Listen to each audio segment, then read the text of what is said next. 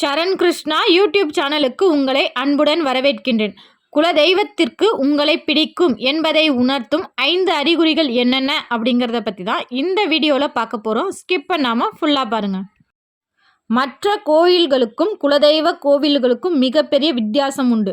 மற்ற கோவில்கள் அனைத்துமே ஆகம விதிப்படி தான் நடக்கும். அந்த முறைப்படி தான் இந்த காலத்தில் இந்த பூஜை தான் நடக்கும், இத்தனை மணிக்கு நட சாத்தப்படும் அப்படிங்கிற ஒரு முறை இருக்கும்.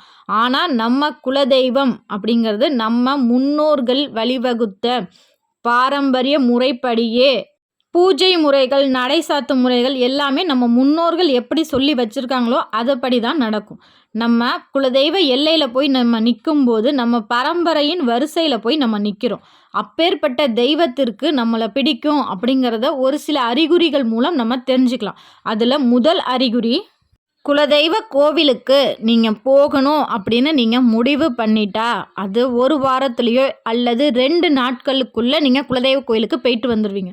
என்னங்க இதெல்லாம் ஒரு பெரிய விஷயமா? நாங்கள் குலதெய்வ கோயிலுக்கு போகணுன்னு முடிவு பண்ணுறோம், போக போகிறோம், இதெல்லாம் ஒரு அறிகுறின்னு சொல்கிறீங்களே அப்படின்னு நீங்கள் கேட்கலாம். குலதெய்வ கோவிலுக்கு குலதெய்வத்தின் அனுமதி இருந்தால் மட்டுமே குலதெய்வ கோவிலுக்கு அந்த எல்லைக்கு நம்மளால் செல்ல முடியும். நம்மளாக முடிவெடுத்தாலும் அந்த எல்லைக்கு அந்த குலதெய்வமே மனசு வச்சாதான் நம்மளால் போக முடியும்.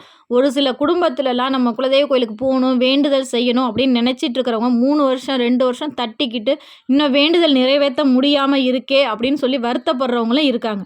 குலதெய்வத்தின் பரிபூரண அருள், குலதெய்வத்திற்கு உங்களை பிடிக்கும் என்றால்தான் இது போன்ற நிகழ்வு ஏற்படும். 2வது அறிகுறி, குலதெய்வத்திற்கு உங்களை பிடிக்கும் என்றால் நீங்கள் திக்கற்ற நிலையில், ஒரு பரபரப்பான சூழ்நிலையில், ஐயோ இது என்ன நடக்க போகுது, நான் என்ன செய்ய போகிறேன் அப்படிங்கிற நிலை கட்டாயம் வராது. இப்போ ஒரு பணப்பிரச்சனையே எடுத்துக்கோங்க.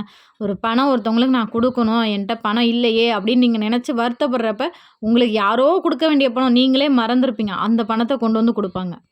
இதுதான் குலதெய்வத்தின் அருள். உங்களை எந்த ஒரு சூழ்நிலையிலும் கலங்க விடாது. ஐயோ நம்ம என்ன செய்ய போகிறோம், என்ன பண்ணுறதுன்னு தெரியலையே அப்படிங்கிற ஒரு நிலை வந்தாலும் அடுத்த நிமிஷமே இந்தா உனக்கான நல்வழி அப்படின்னு ஒரு நல்ல வழியை காமிச்சு கொடுத்துரும். 3வது அறிகுறி, அவர்களின் வாழ்க்கையில் திருமண தடை என்பது இருக்காது, குழந்தை செல்வத்திற்கு ஏக்கம் என்பது இருக்காது. மேலும் நல்ல உடல் ஆரோக்கியம், நல்ல மன ஆரோக்கியம், வாழ்வதற்கு தேவையான பண வசதி என அனைத்தும் நிறைந்திருக்கும். 4வது அறிகுறி, உங்கள் வாழ்க்கைக்கு தேவையான ஒரு முக்கியமான ஒரு முடிவு நீங்கள் எடுக்க போகிறீங்க அப்படின்னா அந்த முடிவு சரியாக இருந்தால் உங்களுக்கு குலதெய்வத்தின் அனுமதி கிடைக்கும். அந்த வேலையில் எந்த ஒரு தடையுமே இருக்காது. இல்லை அது உங்களுக்கு சரியில்லை, அந்த முடிவு நீங்கள் எடுத்தால் நீங்கள் ரொம்ப கஷ்டப்படுவீங்க அப்படின்னா அந்த முடிவு எடுக்கிறதுக்கு முன்னாடியே இல்லைப்பா இதெல்லாம் வேண்டாம், இது சரியாக வராது அப்படிங்கிற வார்த்தை உங்கள் வீட்டில் உள்ளவங்க வாயில் வந்துக்கிட்டே இருக்கும். இல்லை இது வேண்டாம், இந்த முடிவு எடுக்காத, இது நல்லா இருக்காது, இது சரியாக வராது அப்படின்னு அவங்க சொல்லும்போது பள்ளி சத்தம் கேட்கும். இந்த மாதிரி உங்கள் வாழ்க்கைக்கு தேவையான நல்ல முடிவுகள் எடுக்க உதவுவது உங்கள் குலதெய்வம். 5வது அறிகுறி, குலதெய்வ கோவிலுக்கு செல்லும்போது நம்ம உடம்புல அந்த சுவாமி இறங்குவது.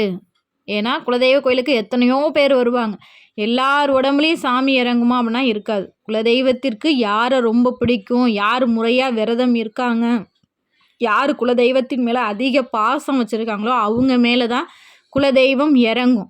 சாமியாடிகளாக அவங்க மாறுவாங்க. ஒரு சிலர் சாதாரணமாக சாமி வரும்.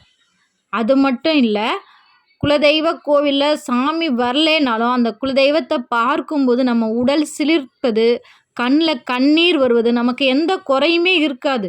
இருந்தாலும் அந்த சாமியை பார்க்கும்போது கண்ணில் கண்ணீர் வரும், நம்மளை அறியாமல் ஒரு பூரிப்பு நம்மக்கிட்ட வரும். இதுவும் குலதெய்வத்திற்கு உங்களை பிடிக்கும் என்பதை உணர்த்தும் அறிகுறிகள். கண்டிப்பாக இந்த வீடியோவில் உள்ள அறிகுறிகள் உங்களுக்கு இருந்தால் எங்களோட கமெண்ட் செக்ஷனில் ஷேர் பண்ணிக்கோங்க.